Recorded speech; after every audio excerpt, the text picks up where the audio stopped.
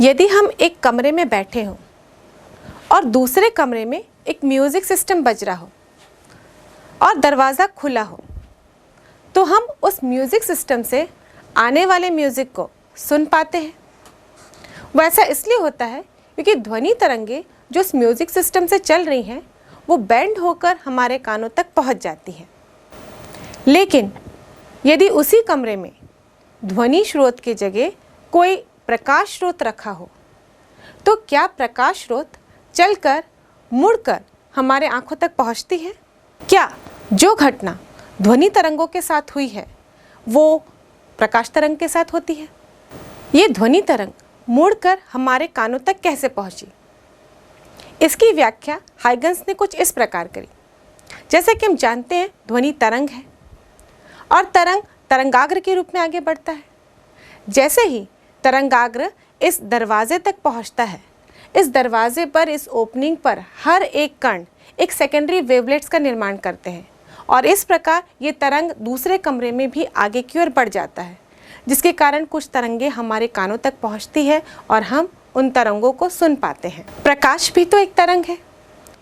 हम जानते हैं कि यदि एक कमरे में लाइट सोर्स रखा है और हम किसी दूसरे कमरे में बैठे हैं, तो लाइट सोर्स सीधी आगे बढ़ जाती है, वो बैंड होकर हमारी आंखों तक नहीं पहुंचती। तो क्या जो घटना साउंड के साथ हुई, यानी कि ध्वनि तरंगों की मुड़ने की घटना, वो प्रकाश के साथ नहीं होती? यदि दूसरे कमरे में प्रकाश स्रोत रखा हो और वो दरवाजे से आगे बढ़ रहा हो, तो हमको उस कमरे में जहाँ हम बैठे हैं कुछ एरिया ही प्रकाशित नज़र आता है और उसको छोड़कर बाकी एरिया उसकी छाया यानी कि शैडो रीजन हो जाते हैं। तो क्या जिस प्रकार ध्वनि तरंग मुड़कर हमारे कानों तक पहुंच गए, प्रकाश तरंग नहीं मुड़ती? जो घटना ध्वनि तरंगों के साथ हो रही है वो प्रकाश तरंगों के साथ नहीं होती? इस क्वेश्चन का आंसर देने के लिए सबसे पहले साइंटिस्ट फ्रेशनल ने एक प्रयोग किया प्रकाश तरंगों के द्वारा। उन्होंने प्रकाश तरंग के सामने एक अवरोध रखा और ये अवरोध बहुत ही तीक्ष्ण धारदार था और उस प्रयोग का सेटअप कुछ इस प्रकार था। इस प्रकाश स्रोत के सामने एक तीक्ष्ण धार वाला अवरोध था। अब रिजल्ट क्या होना चाहिए? सामने रखा हुआ पर्दा है। हम जानते हैं कि प्रकाश सरल रेखा में गमन करती है। उसके अनुसार रिजल्ट कुछ ऐसा होना चाहिए, जो एरिया इस अवरोध से यदि एक सरल रेखा हम खींचे तो जो एरिया इस अवरोध के ऊपर है वो पूर्ण रूप से प्रकाशित होना चाहिए और जो एरिया इस लाइन के नीचे है वहाँ पर इस अवरोध की छाया बननी चाहिए, यानी कि ये एरिया डार्क होना चाहिए। लेकिन इस प्रयोग के रिजल्ट कुछ अलग ही थे, चौंकाने वाले। यहाँ पर जो छाया वाली रीजन थी वहाँ पर कुछ प्रकाश ऑलरेडी आ चुका था, यानी कि प्रकाश तरंग ने इस छाया वाले रीजन में अतिक्रमण कर लिया था। और प्रकाश की यही घटना जहाँ पर वो किसी अवरोध से मुड़ जाती है और उसकी छाया में अतिक्रमण कर लेती है, इसे हम व्यतिकरण के नाम से जानते हैं। और अभी इस प्रयोग से हमने देखा कि जो व्यतिकरण की घटना है ये साधारण स्थिति में नहीं होती। यदि इस तीक्ष्णदार धारदार वस्तु की जगह पर अगर कोई सामान्य अवरोध रख दिया गया होता तो वहाँ पर नेचुरली उसकी छाया ही बनती। लेकिन ये वस्तु, ये अवरोध तीक्ष्ण है, धारदार है और इसी कारण ही यहाँ पर विवर्तन की घटना हो रही है। यानी कि विवर्तन की घटना सामान्य स्थिति में नहीं होती। विवर्तन की घटना होने के लिए जो अवरोध है वो तरंग दैर्ध्य की कोटि का होना चाहिए और यही कारण है कि साउंड वेव्स में विवर्तन की घटना आसानी से होती है, क्योंकि साउंड वेव का तरंग दैर्ध्य 1 सेंटीमीटर से 10 मीटर तक का होता है और इस कोटि का अवरोध आसानी से हमको कमरे में प्राप्त हो जाता है।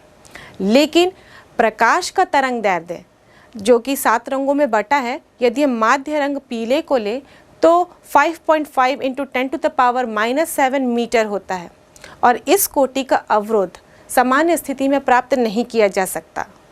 अगर इसी घटना में जहाँ पर एक प्रकाश स्रोत कमरे में रखा हुआ है और दूसरे कमरे में हम बैठे हैं और बीच में दरवाज़ा है, इसी दरवाजे को, इसी ओपनिंग को यदि हम बहुत कम कर दें, इतना कि ये कुछ माइक्रोमीटर की कोटि का हो, उस कंडीशन में प्रकाश के विवर्तन की घटना भी हम देख पाएंगे।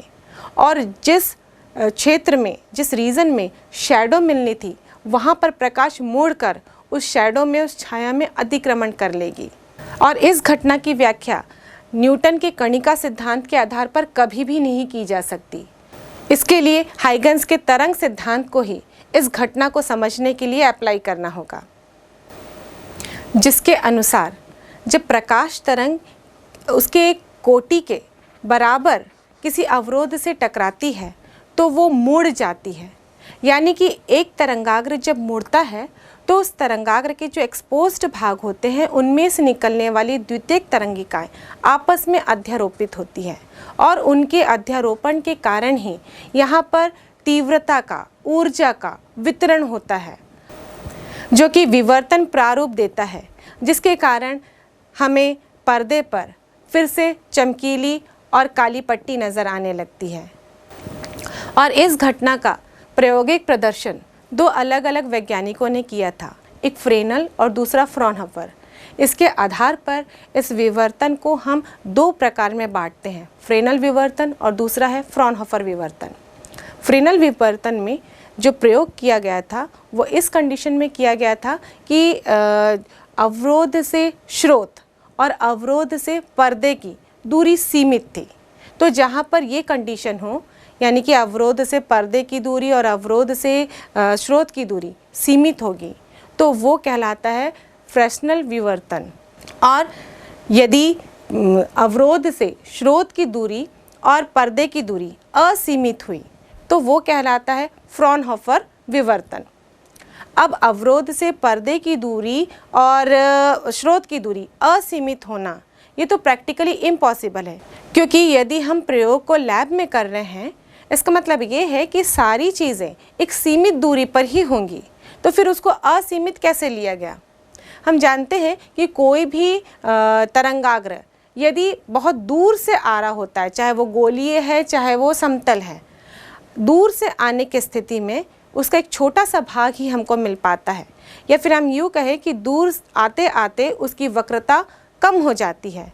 इसके कारण वो एक प्लेन वेव फ्रंट की तरह कार्य करता है, एक समतल वेव फ्रंट की तरह कार्य करता है, और यही स्थिति हम लैब में क्रिएट करते हैं।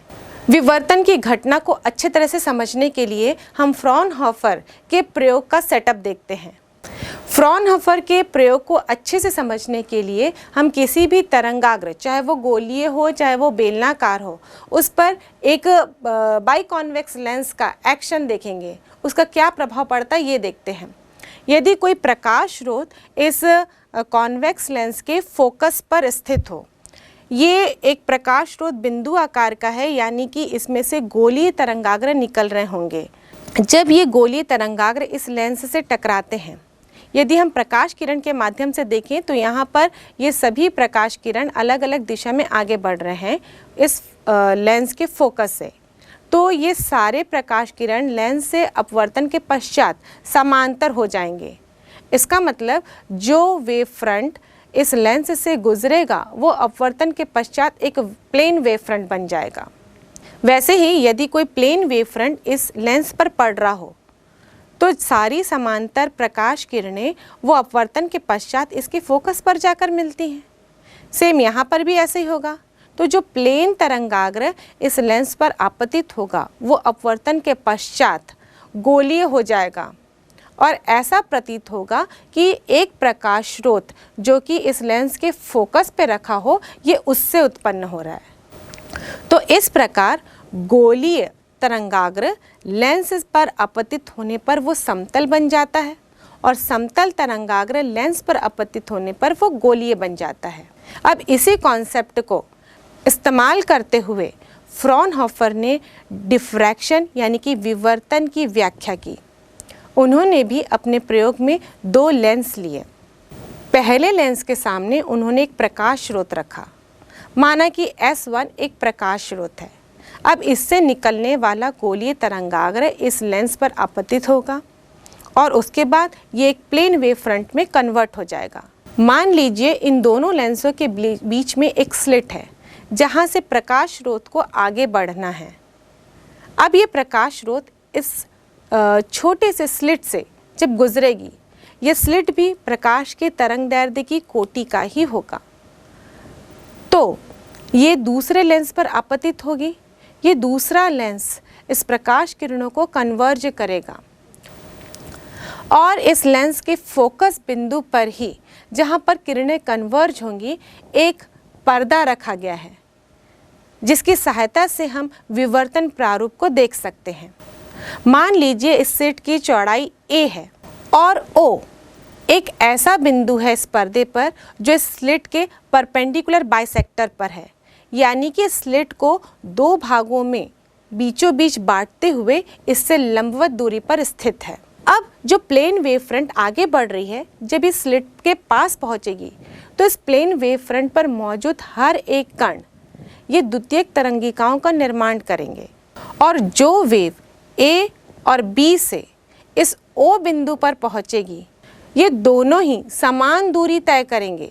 इसका मतलब इन दोनों तरंगों के बीच में कोई भी पाथ डिफरेंस, पथ अंतर नहीं होगा, और यदि पथ अंतर नहीं हुआ तो इनके बीच में कला अंतर भी शून्य होगा, जिसके कारण इस सेंटर O पर उच्चिष्ट की स्थिति प्राप्त होगी, यानी कि मैक्सिमा की स्थिति प्राप्त होगी, और ये जो सेंटर पोजीशन है, O पोजीशन है, वो प्रकाशित हो जाएगा और इसे हम केंद्रीय दीप्त फ्रिंज के नाम से जानते हैं।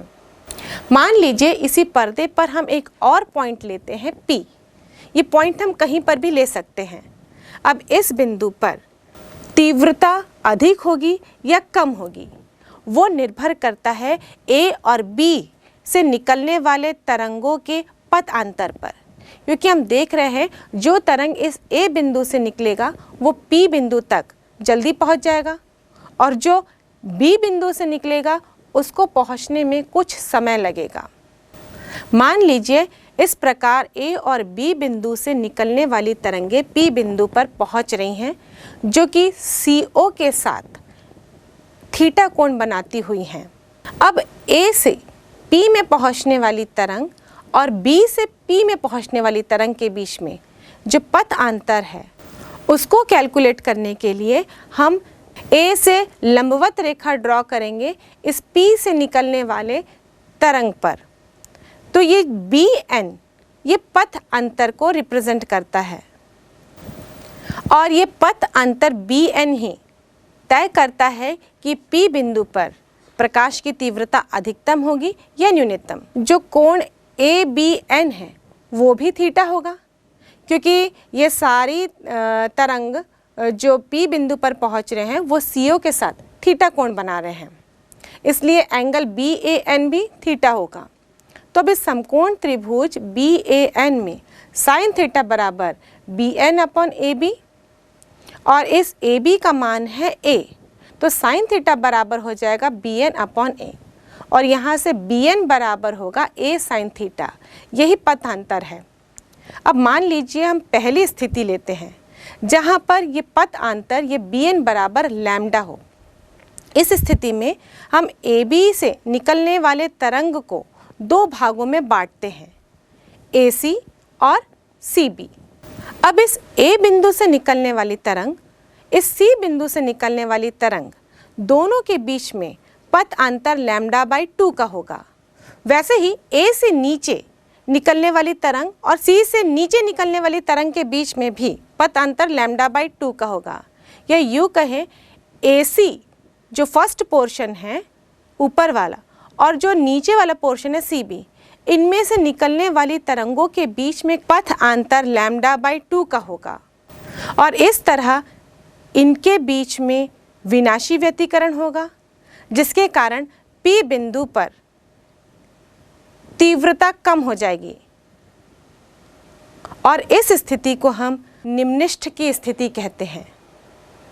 इस स्थिति के लिए पथ अंतर लैम्डा था, यानी कि BN बराबर लैम्डा था, तो हम लिख सकते हैं A साइन थीटा बराबर लैम्डा।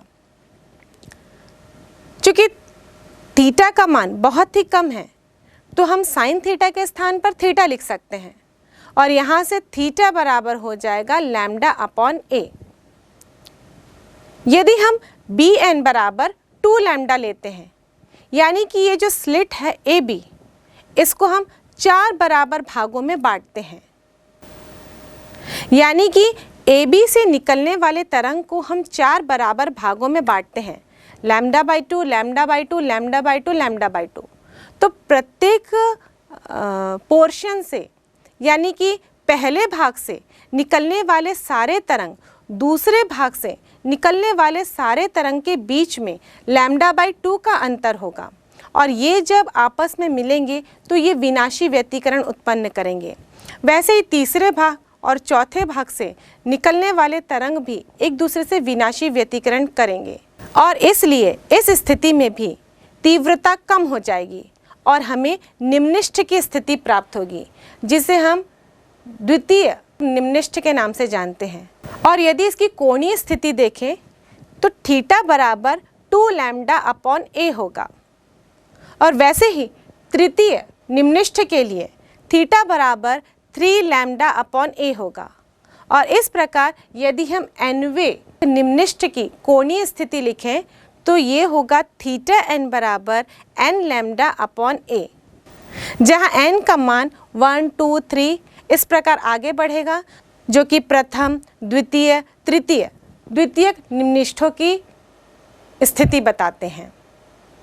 अब हम पथांतर Bn को 3 लैम्डा बाई 2 लेते हैं, यानी कि जो स्लिट ए बी है उससे निकलने वाले तरंग को हम 3 बराबर भागों में बांटते हैं, लैम्डा बाई 2 के। इस स्थिति में जो लगातार 2 भाग हैं उनके बीच के तरंगों का पथांतर देखें तो वो लैम्डा बाई 2 होगा। जैसे कि ए से निकलने वाली तरंग और सी से निकलने वाली तरंग, इन दोनों के बीच का डिफरेंस लैम्डा बाई 2 होगा। इसी प्रकार ए से जो नेक्स्ट बिंदु है और सी से जो नेक्स्ट बिंदु है वहाँ से जो तरंग निकलेंगी उनके बीच का पथांतर भी लैम्डा बाई 2 होगा, यानी कि ये दोनों पोर्शन विनाशी व्यतिकरण उत्पन्न करेंगे। केवल नीचे वाला भाग बच जाएगा, यानी कि इन 3 भागों में से केवल एक ही भाग बचेगा जो संपोषी व्यतिकरण उत्पन्न करेगा, और इसी कारण इस P बिंदु पर उच्चिष्ट प्राप्त होगा, यानी कि प्रकाश की तीव्रता प्राप्त होगी। और इस उच्चिष्ट को हम प्रथम द्वितीयक उच्चिष्ट के नाम से जानते हैं। जो केंद्र में उच्चिष्ट प्राप्त हुआ था वो केंद्रीय उच्चिष्ट, उसके बाद जितने भी उच्चिष्ट प्राप्त होंगे वो सारे द्वितीयक उच्चिष्ट यानी कि सेकेंडरी मैक्सिमाज होंगे। अब ये पहला वाला द्वितीयक उच्चिष्ट किस स्थिति में प्राप्त होगा, इसकी कोणीय स्थिति क्या होगी? हमने देखा Bn बराबर a sin थीटा है, और हमने Bn बराबर यहाँ पे 3 लैम्डा बाई 2 लिया, यानी कि a sin थीटा बराबर होगा 3 लैम्डा बाई 2। यदि थीटा का मान बहुत ही कम हो तो साइन थीटा के स्थान पर केवल थीटा लिख सकते हैं। तो a sin थीटा बराबर होगा 3 लैम्डा बाई 2, और यहाँ से थीटा बराबर होगा 3 लैम्डा बाई 2a, और ये पहले द्वितीयक उच्चिष्ट की कोणीय स्थिति को बताता है। यदि हम Bn बराबर 5 लैम्डा बाई 2 ले, यानी कि जो पथ अंतर है वो 5 लैम्डा बाई 2 हो, उस कंडीशन में जो स्लिट ए बी है उससे निकलने वाले तरंग को हम 5 बराबर भागों में बांटेंगे लैम्डा बाई 2 के, जिनमें से 2 लगातार भाग जो हैं, जैसे कि ये पहला वाला पोर्शन और ये दूसरा वाला पोर्शन, इससे निकलने वाले सेकेंडरी वेव्स एक दूसरे के साथ विनाशी व्यतिकरण उत्पन्न करेंगे, क्योंकि इनके बीच का अंतर लैम्डा बाई 2 है। वैसे ही थर्ड पोर्शन और फोर्थ पोर्शन से निकलने वाले वेव भी एक दूसरे के साथ विनाशी व्यतिकरण उत्पन्न करेंगे, क्योंकि इनके बीच का अंतर भी लैम्डा बाई 2 है। लेकिन यहाँ पर बच जाएगा 5वां पोर्शन जो कि संपोषी व्यतिकरण उत्पन्न करेगा, और इसी कारण हमें पर्दे पर उच्चिष्ट प्राप्त होगा, और ये उच्चिष्ट द्वितीयक उच्चिष्ट कहलाएगा, यानी कि सेकेंडरी मैक्सिमा। अब इसकी कोणीय स्थिति क्या होगी? तो Bn बराबर a sin थीटा था, और अभी हमने Bn बराबर 5 लैम्डा बाई 2 लिया, यानी कि a sin थीटा बराबर 5 लैम्डा बाई 2, और यहाँ भी थीटा का मान बहुत कम है, इसलिए हम लिख सकते हैं a sin थीटा बराबर 5 लैम्डा बाई 2 और थीटा बराबर 5 लैम्डा अपॉन 2a। और इसी प्रकार nवें उच्चिष्ठ की कोणीय स्थिति होगी थीटा n बराबर 2n + 1 लैम्डा बाई 2a।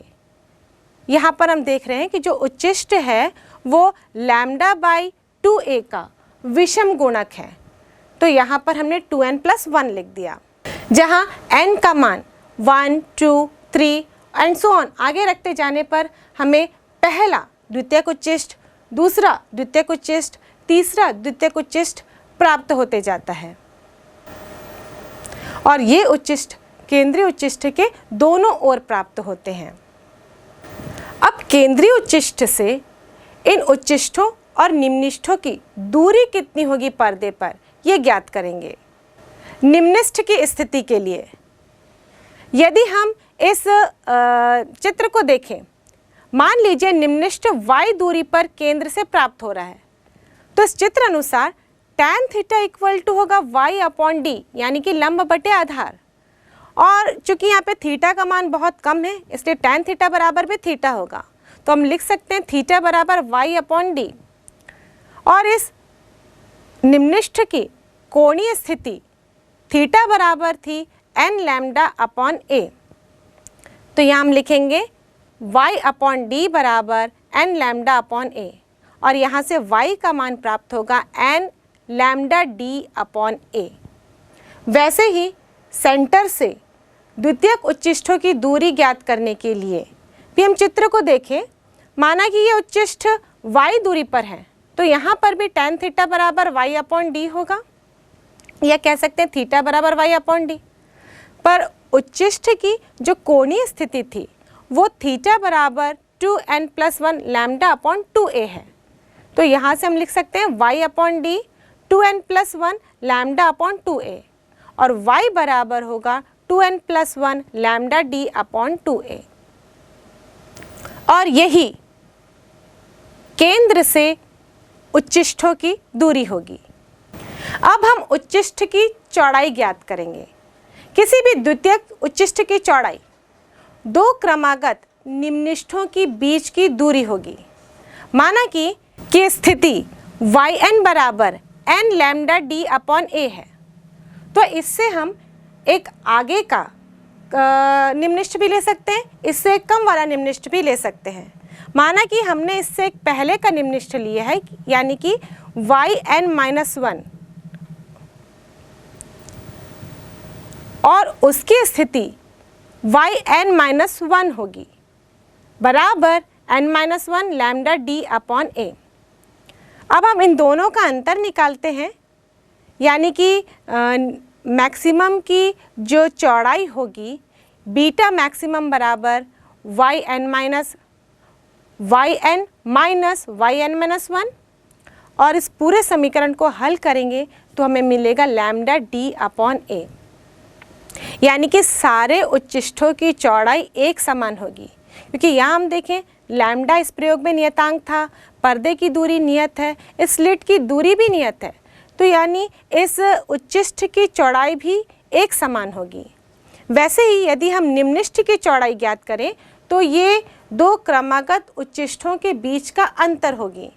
मान लीजिए nवां उच्चिष्ठ की स्थिति yn बराबर है 2n + 1 λd/2a और इससे पहले का उच्चिष्ठ की स्थिति है yn-1, जिसको हम समीकरण से देंगे 2n-1 + 1 λd/2a। इस n के स्थान पर हमने n-1 लिखा है। तो जो निम्निष्ठ की चौड़ाई होगी जिसे हम बीटा मिनिमम से दर्शा रहे हैं, ये होगा yn-1 और इसको पूरे को हल करने पर हमें बीटा मिनिमम का मान मिलेगा λd/a। यहाँ पर लैम्डा, डी और ए सारे नियतांक हैं, इसका मतलब निम्निष्ठ की चौड़ाई भी एक समान होगी और यूँ कह सकते हैं हम कि विवर्तन का प्रारूप जो प्राप्त होता है उसमें उच्चिष्ठों और निम्निष्ठों की चौड़ाई एक समान होती है। अब इस केंद्रीय उच्चिष्ठ की चौड़ाई ज्ञात करेंगे। केंद्रीय उच्चिष्ठ के दोनों ओर हमें मिनिमा प्राप्त हो रहा है, यानी कि निम्निष्ठ प्राप्त हो रहे हैं, तो केंद्र से एक निम्निष्ठ की दूरी का यदि हम दुगना करें तो ये दोनों ही निम्निष्ठों के बीच का अंतर होगी। इसलिए केंद्रीय उच्चिष्ट की चौड़ाई बीटा 0 बराबर होगा 2 लैम्डा डी अपॉन ए। या हम यूँ कह सकते हैं जो केंद्रीय उच्चिष्ट की चौड़ाई है वो बाकी उच्चिष्टों की चौड़ाई से दुगनी होती है। इस प्रकार जो व्यतिकरण प्रारूप प्राप्त होता है उसमें केंद्रीय उच्चिष्ट की चौड़ाई दुगनी होती है और बाकी निम्निष्ठ और द्वितीयक उच्चिष्टों की चौड़ाई एक समान होती है। इस केंद्रीय उच्चिष्ट की कोणीय चौड़ाई कितनी होगी? मान लीजिए इसे हम फाई से दर्शा रहे हैं तो फाई बराबर होगा 2 लैम्डा अपॉन डी। और इस प्रकार इस मैथमेटिकल कैलकुलेशन के बाद अलग अलग सूत्रों में हम पहुँचे हैं जहाँ पर हमने उच्चिष्टों और निम्निष्ठों की चौड़ाई निकाली है, इसकी कोणीय स्थिति बताई है। इसके आधार पर कुछ निष्कर्ष निकलकर सामने आते हैं, जैसा कि उच्चिष्ट और निम्निष्ठ की चौड़ाई समान होती है। केवल केंद्रीय उच्चिष्ट की चौड़ाई ही उच्चिष्ट और निम्निष्ठ की चौड़ाई की दुगनी होती है। सूत्र अनुसार हम देखें तो जो उच्चिष्टों और निम्निष्ठों की चौड़ाई है वो समानुपाती होती है लैम्डा के, यानी कि प्रकाश के तरंग दैर्ध्य के। इसका मतलब ये है कि यदि इसी प्रयोग को लाल रंग के लिए किया जाए तो विवर्तन प्रारूप में चौड़ी चौड़ी पट्टियाँ नज़र आती हैं, जबकि इसी को बैगनी रंग के लिए किया जाए तो इसमें जो पट्टियाँ हैं वो पतली नज़र आएंगी, मतलब इसमें उच्चिष्टों और निम्निष्ठों की चौड़ाई कम नज़र आएगी। इसी सूत्र से हम देखें तो जो उच्चिष्ट और निम्निष्ठ की चौड़ाई है वो स्लिट की चौड़ाई के भी व्युत्क्रमानुपाती है, यानी कि स्लिट की चौड़ाई अधिक होगी तो उच्चिष्टों और निम्निष्ठों की चौड़ाई कम होगी, और स्लिट की चौड़ाई कम होगी तो उच्चिष्टों और निम्निष्ठों की चौड़ाई अधिक होगी। या यूँ कहे कि जैसे जैसे हम स्लिट को चौड़ा करते जाते हैं तो उच्चिष्टों और निम्निष्ठों की चौड़ाई धीरे धीरे घटने लगती है। और यही कारण था कि जब एक कमरे पर व्यक्ति बैठा हुआ था और दूसरे कमरे में प्रकाश स्रोत बाहर आ रहा था एक बड़े दरवाजे से, तो वहाँ पर सारे द्वितीयक उच्चिष्टों की चौड़ाई बिल्कुल कम हो चुकी थी, या यूँ कहे शून्य हो गई थी। केवल वहाँ पर बचा था केंद्रीय उच्चिष्ट, और यही कारण है कि दीवार पर कुछ एरिया प्रकाशित था और उसके अलावा बाकी शैडो रीजन था। इस तरह तीक्ष्ण धार वाले अवरोध से टकराने पर जो परिणाम मिले वैसे ही सिमिलर परिणाम तब भी हमको प्राप्त हुए जब प्रकाश कोई छोटे से छिद्र या स्लिट से गुजर रही हो और ये छिद्र और स्लिट प्रकाश की तरंग दैर्ध्य की कोटि का हो।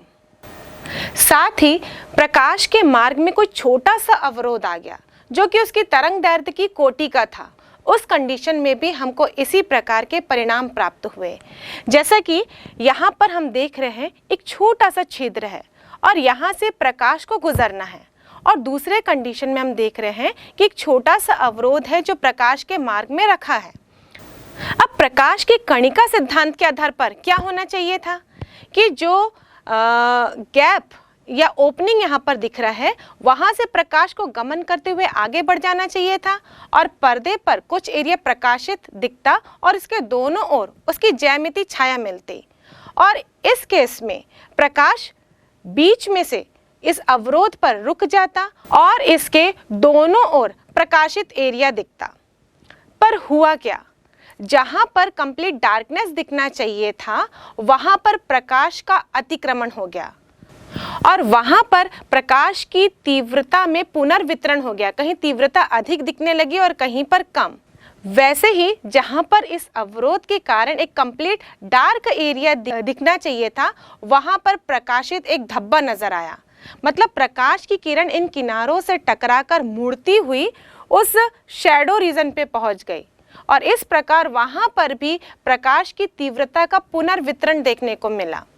इस प्रकार हम इस निष्कर्ष पर पहुंचे कि प्रकाश के सामने यदि कोई तीक्ष्ण धारदार अवरोध आ जाए या फिर कोई छोटा सा छिद्र या स्लिट आ जाए जिसकी ओपनिंग या उसका आकार इस प्रकाश की तरंग दैर्ध्य की कोटि का हो, जिसमें प्रकाश साधारण तरीके से व्यवहार नहीं करती बल्कि वहां पर एक नई घटना उत्पन्न होती है जिसे हम विवर्तन के नाम से जानते हैं, और वहाँ पर सिर्फ छाया बनने के स्थान पर उस छाया में प्रकाश का अतिक्रमण हो जाता है, जिसके कारण हमें एक नया प्रतिरूप प्राप्त होता है और इसे हम विवर्तन प्रतिरूप कहते हैं। अभी हमने विवर्तन की घटना का सिद्धांत देखा, इसका मैथमेटिकल कैलकुलेशन देखा, उच्चिष्ठों और निम्निष्ठों की स्थिति देखी, इनकी चौड़ाई देखी। अब इसे हम ग्राफिकली रिप्रेजेंट करते हैं। हम यहाँ पर y अक्ष में तीव्रता लेंगे और x अक्ष में कोणीय स्थिति। हम ये जानते हैं कि केंद्र पर स्लिट से आने वाली सभी तरंगिकाएं समान कला में पहुंचती हैं और इसीलिए यहाँ पर व्यतिकरण संपोषी होता है और तीव्रता अधिकतम होती है।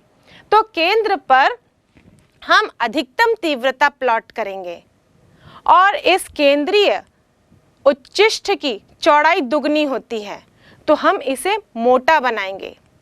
जो कोणीय स्थिति बनाई है हमने x अक्ष पर, इस कोणीय स्थिति में हम सेंटर पे 0 लिखेंगे और दोनों ही ओर lambda by a, 3 lambda by 2a, 2 lambda by a, 5 lambda by 2a और इस प्रकार स्थितियों को प्लॉट करते जाएंगे। हम जानते हैं lambda by a, 2 lambda by a, 3 lambda by a ऐसी कोणीय स्थिति में निम्निष्ठ प्राप्त होता है और 3 lambda by 2a, 5 lambda by 2a, 7 lambda by 2a इन कोणीय स्थितियों पर द्वितीयक उच्चिष्ठों की स्थिति होती है। तो पहले द्वितीयक उच्चिष्ठ की तीव्रता कितनी होगी? हम जान रहे हैं कि पहले द्वितीयक उच्चिष्ठ में स्लिट को हमने 3 भागों में बांटा था, जिसमें से 2 भाग तो विनाशी व्यतिकरण के कारण एक दूसरे के प्रभाव को नष्ट कर दिए, लेकिन एक भाग से आने वाली तरंगिकाओं के बीच में संपोषी व्यतिकरण हुआ था और यही प्रथम द्वितीयक उच्चिष्ठ का निर्माण कर रहे थे। तो प्रथम द्वितीयक उच्चिष्ठ की तीव्रता केंद्रीय उच्चिष्ठ से कम होगी, क्योंकि यहाँ पे 3 का सिर्फ एक ही भाग हमने लिया है और ये उच्चिष्ठ प्राप्त होता है 3 लैम्डा बाई 2a। तो जब हम द्वितीयक उच्चिष्ठ को ग्राफ में रिप्रेजेंट करेंगे तो इसकी तीव्रता केंद्रीय तीव्रता से कम होगी, इसीलिए इसको थोड़ा हम कम बनाएंगे। उसके बाद 2 लैम्डा बाई a पर तो निम्निष्ठ ही था।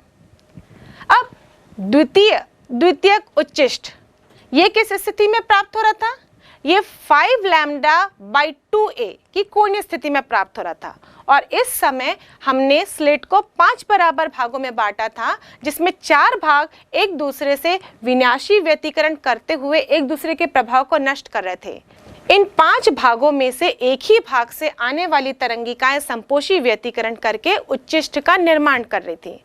इसका मतलब जो द्वितीयक उच्चिष्ठ होगा उसकी तीव्रता और भी कम हो जाएगी और इसलिए जब हम इसको ग्राफ में प्लॉट करेंगे तो इसे प्रथम द्वितीयक उच्चिष्ठ से और भी कम बनाएंगे। इसी प्रकार जो नेक्स्ट द्वितीयक उच्चिष्ठ होगा उसकी तीव्रता और भी कम होगी, क्योंकि ये 7 भागों में से केवल एक भाग के संपोषी व्यतिकरण से बनी होंगी। और इस प्रकार विवर्तन प्रतिरूप को जब ग्राफीय रूप में देखें तो केंद्र पर तीव्रता अधिक होती है और ये तीव्रता दोनों ओर धीरे धीरे घटती जाती है और फिर बिल्कुल शून्य हो जाती है। और इस प्रकार पर्दे में छोटे से एरिया पर हमको विवर्तन प्रतिरूप प्राप्त होता है। अगर इसी प्रयोग को हम श्वेत प्रकाश से करते तो क्या होता? हम जानते हैं कि केंद्र पर सभी बिंदुओं से आने वाली तरंगिकाएं एक साथ मिल रही हैं, समान कला में मिल रही हैं, तो उस कंडीशन में सभी रंगों का केंद्रीय उच्चिष्ठ एक के ऊपर एक ही प्राप्त होता और इसलिए केंद्रीय उच्चिष्ठ तो श्वेत होता, लेकिन जो बाकी उच्चिष्ठ होते वो सारे रंगीन हो जाते, क्योंकि प्रकाश 7 रंगों से बटा हुआ है और जो उच्चिष्ठों की चौड़ाई है वो तरंग दैर्ध्य के समानुपाती होती है। यानी लाल रंग के जितने भी उच्चिष्ठ होंगे उनकी चौड़ाई अधिक होगी, बैगनी रंग की कम, और इसी प्रकार बाकी रंगों की बैगनी से लाल के बीच में होगी। तो सारे रंगों के उच्चिष्ठ एक के ऊपर एक इस प्रकार अति व्याप्त हो जाएंगे कि बाकी उच्चिष्ठ केवल रंगीन नजर आएंगे। इस विवर्तन प्रतिरूप को सिर्फ लैब में ही नहीं देखा जा सकता। यदि आपको विवर्तन प्रतिरूप देखना हो तो आप घर पर भी देख सकते हैं। विवर्तन प्राप्त करने के लिए हमको एक छोटा सा छिद्र या स्लिट चाहिए जिसमें से प्रकाश को गुजारना है, ताकि हम पर्दे पर विवर्तन प्रतिरूप देख सकें। तो इसके लिए हम दो धारदार ब्लेड लेंगे। दोनों धारदार ब्लेडों को कुछ इस प्रकार जोड़ेंगे कि उनकी बीच की दूरी बहुत ही कम हो, और यदि उसके सामने एक बल्ब रख दें तो इस बल्ब से निकलने वाला प्रकाश यूँ मानकर चलिए कि एक तीक्ष्ण स्लिट से होकर गुजर रहा है और ये स्लिट के किनारों से मुड़ जाएगा और यही विवर्तन प्रतिरूप इस स्क्रीन पर देगा, जिसमें से बीच में सेंटर में तो आपको एक केंद्रीय उच्चिष्ट मिलेगा, मतलब बिल्कुल प्रकाशित एरिया मिलेगा, और उसके दोनों तरफ रंगीन उच्चिष्ट दिखेंगे। इस प्रकार विवर्तन प्रतिरूप आप घर में भी देख सकते हैं। और इस विवर्तन प्रतिरूप को और स्पष्ट देखना हो तो वहाँ पे बल्ब के स्थान पर हम एक लेज़र लाइट ले सकते हैं, जो हम घर में इस्तेमाल करते हैं खिलौनों के रूप में, जैसे कि की रिंग वगैरह में रहता है।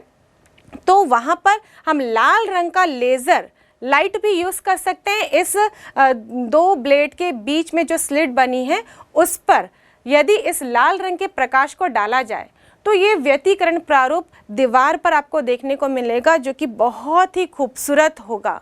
इस लाल रंग के लेज़र लाइट को जब इन दोनों ब्लेड के बीच में स्लिट जो बनी उस पर डालेंगे तो बिल्कुल वैसा ही विवर्तन प्रतिरूप प्राप्त होगा जैसा कि लैब में प्राप्त होता था। हमने लाल रंग का लेज़र इसलिए लिया है क्योंकि लाल रंग का तरंगदैर्ध्य अधिक होता है, तो इससे जो विवर्तन प्रतिरूप मिलेगा उसमें उच्चिष्ठों की चौड़ाई अधिक होगी, निम्निष्ठों की चौड़ाई अधिक होगी। इसके कारण विवर्तन जो प्रतिरूप है बहुत ही स्पष्ट और खूबसूरत होगा, जिसको आप आसानी से देख सकेंगे। और आप भी प्रकाश के तरंग सिद्धांत से जुड़ी इस विवर्तन की घटना को आसानी से समझ पाएंगे। प्रकाश के तरंग सिद्धांत पर आधारित ये दो घटनाएं, व्यतिकरण और विवर्तन। अब हम व्यतिकरण और विवर्तन में अंतर स्पष्ट करते हैं। व्यतिकरण, विवर्तन दो कला संबद्ध स्रोतों से चलने वाली तरंगिकाओं के अध्यारोपण के कारण व्यतिकरण प्रतिरूप प्राप्त होता है।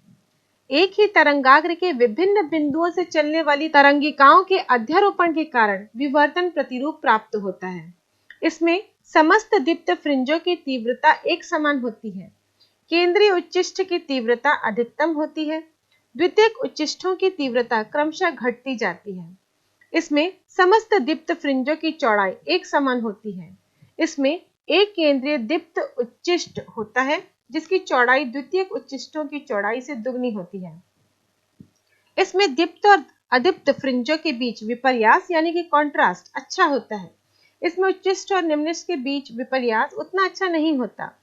इसमें दीप्त या अदीप्त फ्रिंजों की संख्या अधिक होती है। इसमें उच्चिष्ठों या निम्निष्ठों की संख्या कम होती है। व्यतिकरण प्रतिरूप में लैम्डा बाई ए कोण पर दीप्त फ्रिंज प्राप्त होती है, जहां ए दोनों स्लिटों के बीच की दूरी है। विवर्तन प्रतिरूप में लैम्डा बाई ए कोण पर प्रथम निम्निष्ठ प्राप्त होता है, जहां ए एकल स्लिट की चौड़ाई है। आपने साबुन का बुलबुला देखा होगा। साबुन का पानी तो रंगहीन होता है, लेकिन जो उसका बुलबुला होता है वो रंगीन होता है। वैसे ही यदि रोड पर या पानी पर अगर पेट्रोल की एक परत गिर जाए, उस पेट्रोल की परत को आप देखेंगे तो वो भी रंगीन दिखता है। साथ ही किसी बल्ब को यदि आप किसी पतले कपड़े से देखें, जैसे कि दुपट्टा हो या रुमाल हो, तो वो बल्ब भी रंगीन नज़र आता है। यहाँ पर साबुन के बुलबुले में रंग, इस पेट्रोल की थिन फिल्म में रंग, और इस रुमाल या दुपट्टे से देखे जाने पर बल्ब में रंग। डेली लाइफ से जुड़े इस तीनों एग्जाम्पल्स में क्या प्रकाश से जुड़ी एक ही घटना हो रही है? इसको समझते हैं। जब हम बल्ब को रुमाल से या किसी पतले दुपट्टे से देखते हैं, जहां से आसानी से प्रकाश की किरण आर पार हो सकती है, उस कंडीशन में बल्ब से निकला हुआ प्रकाश इस कपड़े के छोटे छोटे छिद्रों से होकर गुजर रहा होता है, और ये छोटे छिद्र के किनारों से वो मुड़ जाता है, और इन किनारों से मुड़ जाने पर कौन सी घटना होती है? विवर्तन की। मतलब जो बल्ब में रंग दिख रहा है कपड़े से पार होने के बाद, वो विवर्तन की घटना है। अब बचे दो और एग्जाम्पल, साबुन का बुलबुला और पेट्रोल की परत। जब प्रकाश इस साबुन के बुलबुले या फिर इस पेट्रोल के पर आपतित होती है, उस समय ये साबुन का बुलबुला या फिर पेट्रोल की जो परत है वो एक थिन फिल्म की तरह काम करती है। थिन फिल्म मतलब ये एक ऐसा पारदर्शी माध्यम होगा जो कि बहुत ही पतला होगा और इसकी दो सतहें होंगी। मान लीजिए जो पेट्रोल रोड में बिखरा हुआ है ये पानी की सतह पर फैला हुआ है। इसकी दो सतह है x1 और x2। इस फिल्म की मोटाई t है और ये पेट्रोल माध्यम का अपवर्तनांक म्यू है। अब इस प्रकाश का आंशिक रूप से परावर्तन भी होगा और आंशिक रूप से अपवर्तन भी होगा, यानी कि ये AR1 के रूप में आंशिक रूप से परावर्तित होगी और AB के रूप में ये अपवर्तित होकर आगे बढ़ेगी इस थिन फिल्म के अंदर। इस थिन फिल्म के अंदर B बिंदु पर फिर से इस प्रकाश में दो घटनाएं होंगी, एक अपवर्तन और दूसरा परावर्तन। अब यही प्रकाश BC के रूप में परावर्तित होकर X सतह की ओर वापस चली गई, जबकि BT1 के रूप में अपवर्तित होकर इस माध्यम से पारगमित हो गई। बिंदु C पर वापस प्रकाश की दो घटना होगी।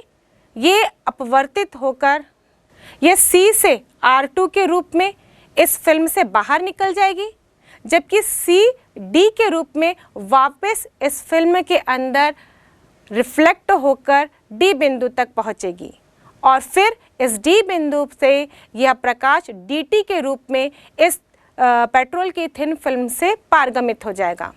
इस चित्र के अनुसार AR1 और CR2 ये दोनों ही परावर्तित प्रकाश हैं जो कि एक दूसरे के समांतर हैं, और BT1 और DT2 ये पारगमित प्रकाश है जो कि इस पेट्रोल की फिल्म से बाहर निकल चुकी हैं और ये भी एक दूसरे के समांतर है। अब इन्हीं प्रकाशों के बीच में व्यतिकरण होता है, जिसके कारण एक रंगीन प्रतिरूप हमको देखने को मिलता है। ये समांतर रिफ्लेक्टेड लाइट और ये समांतर ट्रांसमिटेड लाइट, इनके बीच में जब अध्यारोपण होता है तभी एक रंगीन प्रतिरूप देखने को मिलता है, और ये रंगीन प्रतिरूप इन अध्यारोपण के पश्चात प्राप्त संपोषी और विनाशी व्यतिकरण के कारण ही होता है। परावर्तित प्रकाश में व्यतिकरण की शर्त अलग है और पारगमित प्रकाश में व्यतिकरण की शर्त अलग है। जो परावर्तित प्रकाश है उसमें संपोषी व्यतिकरण के लिए 2μt cos r बराबर 2n+1 λ/2 होना चाहिए, जहाँ पे n का मान 0, 1, 2, 3 एंड सो ऑन आगे होता है। यहाँ पर म्यू हम जानते हैं कि इस पेट्रोल का अपवर्तनांक है और t इसकी मोटाई, और ये जो r है ये अपवर्तन कोण है, और लैम्डा यहाँ पर उपयुक्त प्रकाश का तरंग दैर्ध्य है। और विनाशी व्यतिकरण के लिए 2μt cos r बराबर n लैम्डा होना चाहिए, जहाँ पर n का मान 0, 1, 2, 3 इस प्रकार आगे बढ़ता है। लेकिन वहीं पर पारगमित प्रकाश के लिए यानी कि BT1 और DT2 के लिए संपोषी व्यतिकरण की शर्त है 2μt cos r बराबर n लैम्डा, जहाँ n का मान 0, 1, 2, 3 होता है, और विनाशी व्यतिकरण के लिए 2μt cos r बराबर 2n-1 λ/2 है, जहाँ n बराबर 1, 2, 3 होता है। इस प्रकार हम देखें कि परावर्तित प्रकाश में जहाँ दीप्त फ्रिंज मिलेगा वहाँ पारगमित प्रकाश का अदीप्त फ्रिंज मिलेगा, और जहाँ परावर्तित प्रकाश के लिए अदीप्त फ्रिंज होगा वहाँ पारगमित प्रकाश का दीप्त फ्रिंज होगा। और इस प्रकार व्यतिकरण के पश्चात ये पूरी पेट्रोल की थिन फिल्म रंगीन हो जाती है। और सेम यही कॉन्सेप्ट लगता है साबुन के बुलबुले के लिए भी। इस प्रकार साबुन की फिल्म का रंगीन दिखना या पेट्रोल की फिल्म का रंगीन दिखना ये प्रकाश की व्यतिकरण की घटना पर आधारित है, जो कि प्रकाश के अपतन कोण और इस फिल्म की मोटाई पर निर्भर करती है। अब हम व्यतिकरण और विवर्तन में अंतर स्पष्ट करते हैं। व्यतिकरण, विवर्तन दो कला संबद्ध स्रोतों से चलने वाली तरंगिकाओं के अध्यारोपण के कारण व्यतिकरण प्रतिरूप प्राप्त होता है। एक ही तरंगाग्र के विभिन्न बिंदुओं से चलने वाली तरंगिकाओं के अध्यारोपण के कारण विवर्तन प्रतिरूप प्राप्त होता है। इसमें समस्त दीप्त फ्रिंजों की तीव्रता एक समान होती है। केंद्रीय उच्चिष्ट की तीव्रता अधिकतम होती है। द्वितीयक उच्चिष्टों की तीव्रता क्रमशः घटती जाती है। इसमें समस्त दीप्त फ्रिंजों की चौड़ाई एक समान होती है। इसमें एक केंद्रीय दीप्त उच्चिष्ट होता है जिसकी चौड़ाई द्वितीयक उच्चिष्टों की चौड़ाई से दुगनी होती है। इसमें दीप्त और अदीप्त फ्रिंजों के बीच विपर्यास यानी कि कॉन्ट्रास्ट अच्छा होता है। इसमें उच्चिष्ट और निम्निष्ठ के बीच विपर्यास उतना अच्छा नहीं होता। इसमें दीप्त या अदीप्त फ्रिंजों की संख्या अधिक होती है। इसमें उच्चिष्टों या निम्निष्ठों की संख्या कम होती है। व्यतिकरण प्रतिरूप में लैम्डा बाई ए कोण पर दीप्त फ्रिंज प्राप्त होती है जहां ए दोनों स्लिटों के बीच की दूरी है। विवर्तन प्रतिरूप में लैम्डा बाई ए कोण पर प्रथम निम्निष्ठ प्राप्त होता है जहां ए एकल स्लिट की चौड़ाई है।